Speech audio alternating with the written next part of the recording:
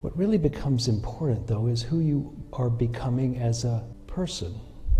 And to get to those things, one of the things that Unity has put out there is this idea of changing your mind so that you change your reality.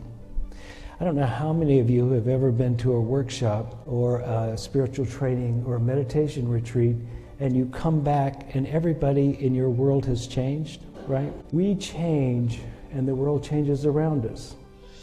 At least it appears that way.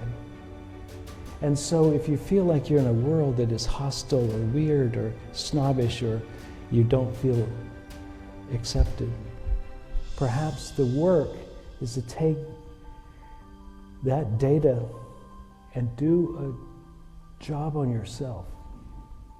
Go about changing yourself in such a way that you are what you want the world to be. We are on the third of three-part series. The three-part series are service, love, and transformation. It comes from our mission statement, which says we're a spiritual community awakening to our divine nature through love, service, and personal transformation. And today is personal transformation. And I have several chapters I'd like to deliver today, but I'll try to make it brief because I know you want to get out in the heat. The first one is that there is more or less the surface or physical level of transformation. As you are certainly well aware, you have been transforming since you were a baby. You came in pretty much helpless. You learned to walk, then to talk, and then you got around to going to school. You went to different schools. You went higher and higher in school. Each time you were going through a transformation. You were not the teenager you once were. You were not the baby you once were. You have experience with transformation. Most of the time when children are developing, they get agitated and a little bit cranky before they make the jump, right? So if you're a little agitated and cranky right now, just think how good it's going to be in the near future. That something is going to unfold. Now, if you are, let's say, under 50, you may be in the process of developing who you are in the world, and that is still the front and center of your experience. And when you're doing that, a few things might be helpful to remember. One is, where do you want to end up? And I don't mean like where you want to end up in a year or two. Where do you want to end up when you're as old as I am? Where do you want to end up when you look at your life and you go, I wonder what my life was about? See if you can see that far in the future, where you look ahead and you go, so I like, maybe it's someone else's life. I would like it to be like that. Or maybe it's an ideal that you have, or maybe it's just a feeling that this is what you're being called to do. But put a pin in it so that you can find it when things start looking weird. And they will. If they haven't already started looking weird, they will look weird. This is life. It's complex. It has twists and turns. And nobody gets out of it alive, and everybody goes through multiple turns. So put a pin in it where you want to go. Keep your eye on that and see if you can take steps toward it as often as possible. Secondly, give from the best of you the best you can. Some of us have skills in math and some in English, and some of us are good with people and some of us are not. We're better at things. Focus on what really works for you and become an expert at it. We are individuating. We have many, many skills within us. But in some of us, those skills are elevated, and some of us, other skills are elevated. Focus on what you can do best. Let that lead your life. Rather than trying to be everything to all people, be really good at being you. That's a great idea, isn't it? As someone said, all the other people's, All the other types of people, all the other ways of being have been taken. You should just do you. No one else has gotten around to that yet, so you do that. And make yourself special by being really yourself. I think for me, I have taken that to heart. I've become a rascal and stayed that way my whole life. Somewhere along the line, I thought that's what I want to be. It works. Next. Realize that nobody, or almost no one, should try to go through this life alone. So while being a people person may not be your forte, having friends is vitally important. People who will support you in your changes and not simply hold you to what you once were. Remember, this is a dynamic life, and just as the butterfly goes from caterpillar to chrysalis to butterfly, so it might be for you. You don't want to get stuck as a caterpillar. You don't want to get stuck as a chrysalis. You don't even want to get stuck as a butterfly. Just find people who will support you. And realize that if you want that support, give that support. That's my little diatribe. Chapter 1, on the outer. Chapter 2, in between. Transformation is really, I think, when it really matters, is the transformation that happens to you as a being, not so much how it looks on the outside. More and more, as we get older and older, we realize that it is who we are on the inside that really matters, and not so much what's happened on the outside. Hopefully we've established ourselves well enough in the world that things are working, that we can count on certain friends, that we can count on our skill set, that we know how to navigate the world somewhat. What really becomes important, though, is who you are becoming as a person. And to get to those things, one of the things that Unity has put out there is this idea of changing your mind so that you change your reality. I don't know how many of you have ever been to a workshop or a spiritual training or a meditation retreat, and you come back and everybody in your world has changed, right? Ever had that? I was in California. I left this little town of Mill Valley. I lived there for about 15 years. And gradually over time, I began to dislike it a little bit, at least, because I felt like everybody was so snobbish there. They just didn't say hello to you, and they were really kind of cold. I went back in January of this year. My friend was dying. He was living in that town. I was in the town for about a week. Every morning I would get up and go to the coffee shop I used to go where people were snobbish, and suddenly everybody was nice. I didn't understand why, but I didn't mind it. We change, and the world changes around us. At least it appears that way. And so if you feel like you're in a world that is hostile or weird or snobbish, or you don't feel accepted, perhaps the work is to take that data and do a job on yourself. Go about changing yourself in such a way that you are what you want the world to be. Become a tender, kinder soul. Become someone who smiles at others even if they don't smile back. Become someone who tips more than they think they should, technically, because you just like being generous. Be the person who laughs instead of makes snide comments.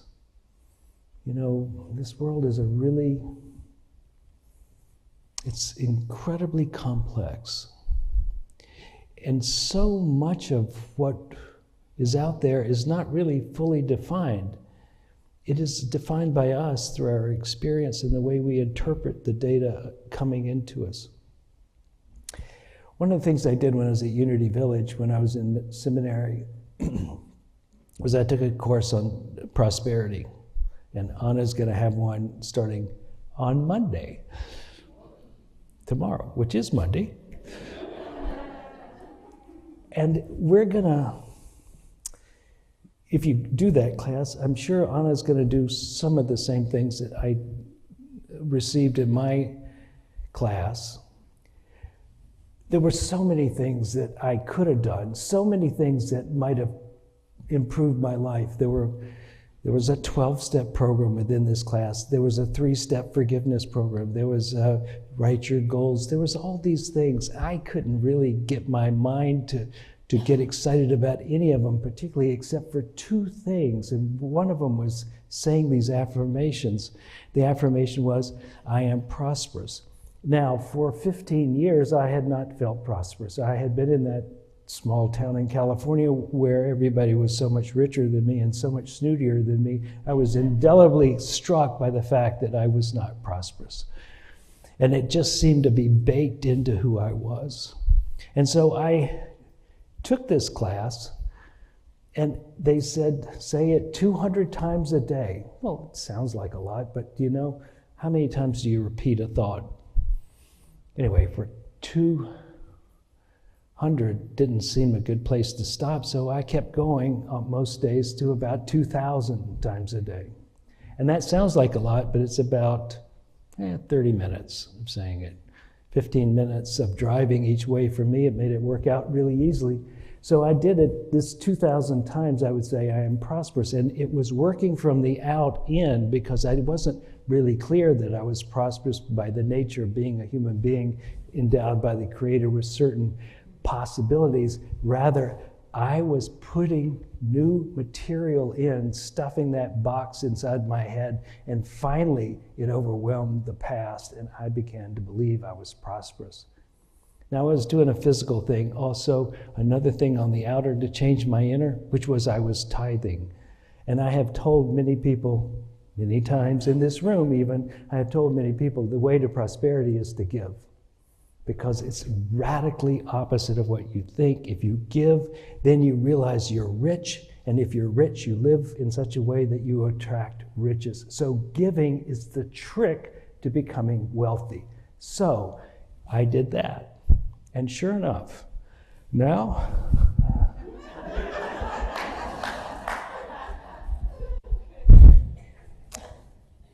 that's a way to take the outer and to transform the inner.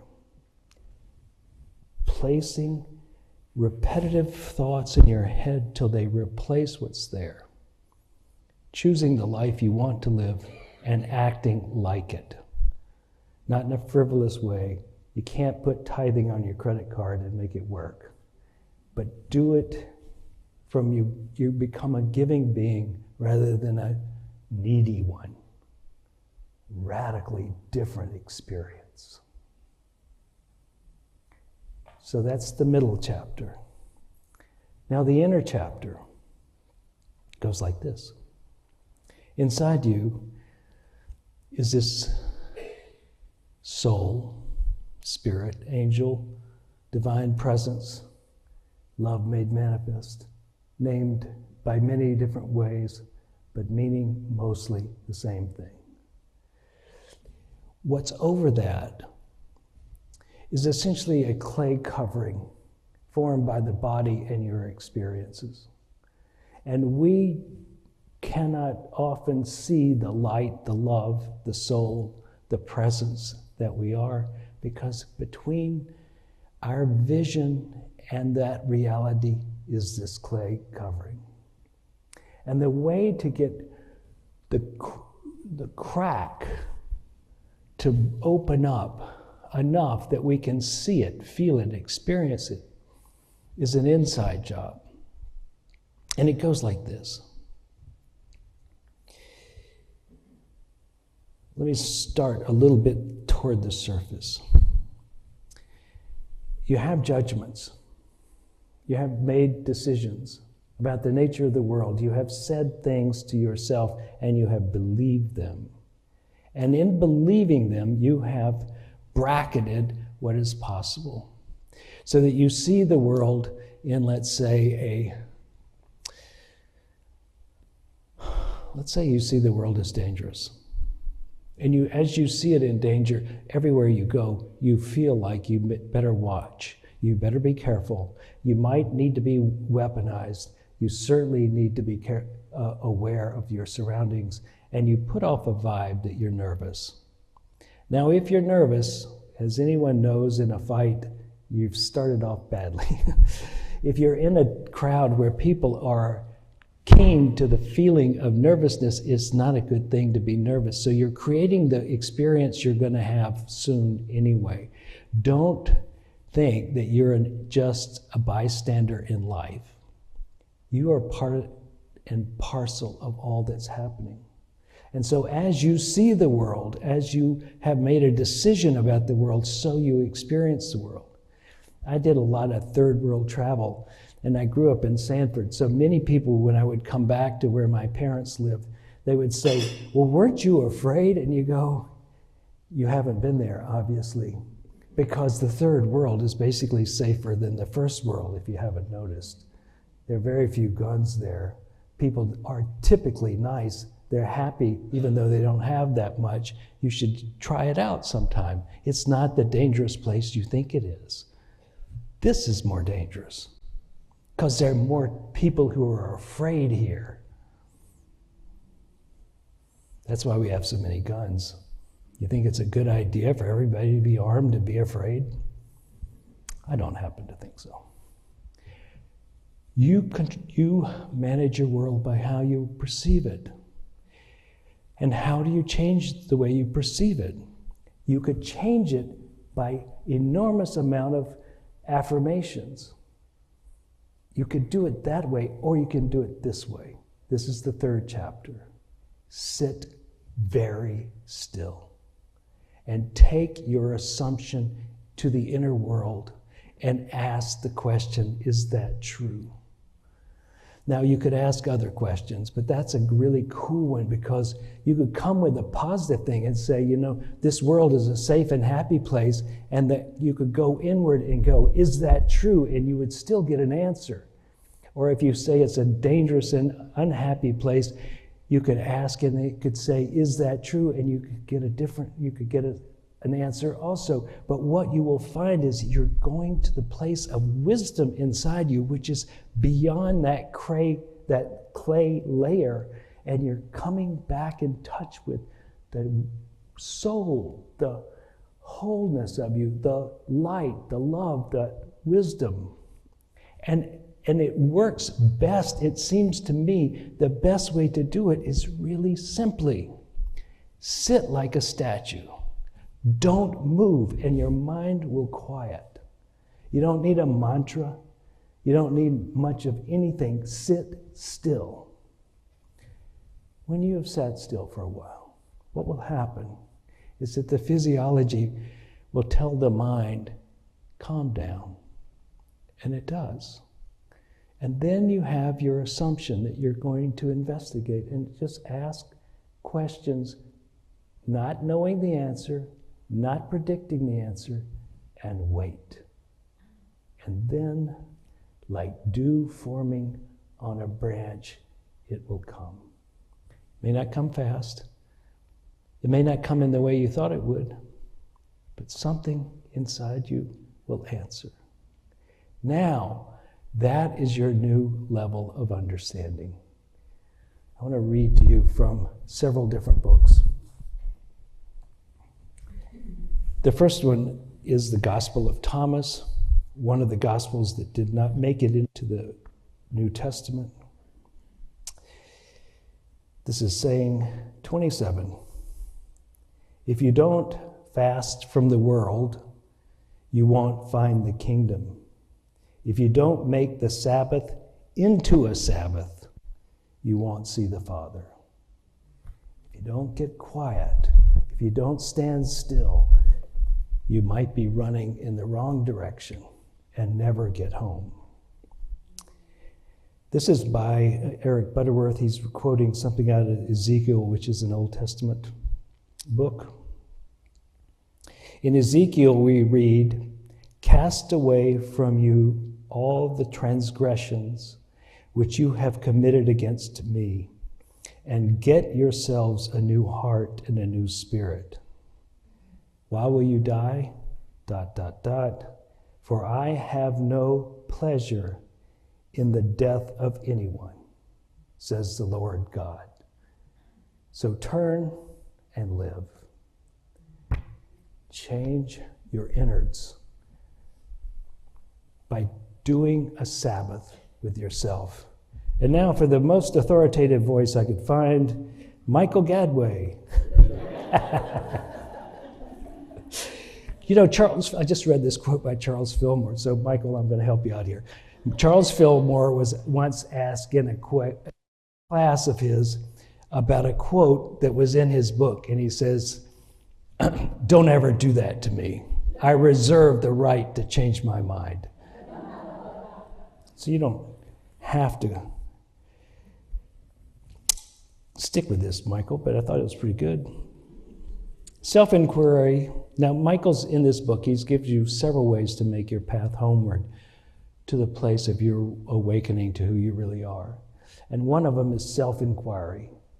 And this is somewhere in the middle of that chapter. Self-inquiry is more than an intellectual exercise. It is a direct and unbiased probe into the reality of our existence being. It is divine contemplation made practical. The answers to these questions do not come to us as thoughts. They come as revelations and realizations. The soul's ability to know by knowing is experienced, and the reality of existence is realized. Revelations and realizations are irrevocable and permanent. Once we have realized the truth that at the core we are a mortal spirit, no one can tell us otherwise. So, transformation in 3 parts. Go where you want to go by being deliberate about it. Become who you want to be by actually putting an ideal out in front of you and moving toward it as often as you can. Use affirmations to do transformation from the outer in. Pick something that you want to transform and use the words of a positive affirmation said in the present tense, said with gusto. Repeat it until it becomes true for you. And the third way is to awaken the wisdom within you by asking questions in the stillness of your own Sabbath. That is a good formula for becoming who you want to be. Let us pray.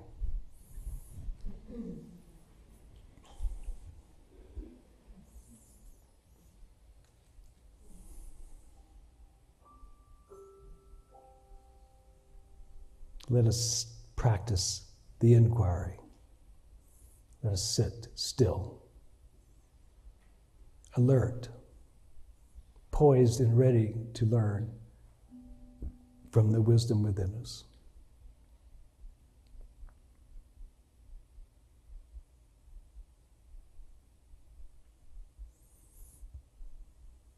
And as we sit, what is it you want to know? What assumption do you want to check to see if it's true? What place is calling to you to investigate?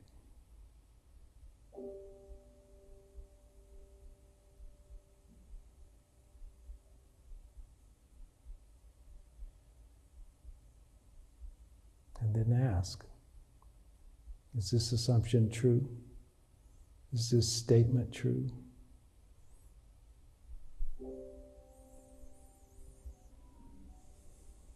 And then listen in stillness.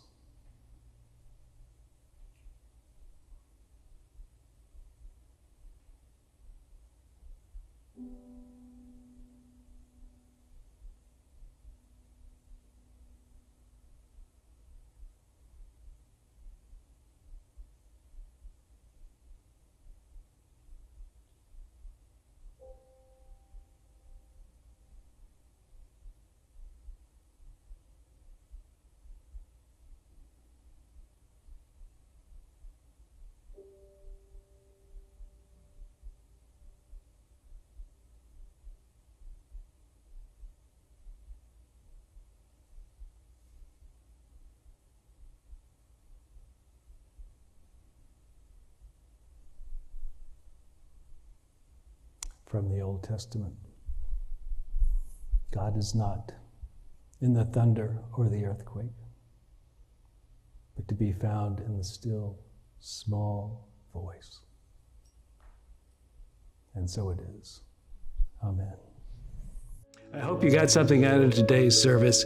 We intend to bring you things that will help you in your life become more of who you want to be, give you the freedom of forgiveness and the hope of expectancy that your life will unfold in a way that brings you joy, happiness, and is a contribution to the world. If you would like to contribute to this ministry, please go to unitytriangle.org, hit the donate button, and it will lead you into an easy way of doing that. We thank you for your attention and look forward to seeing you again here.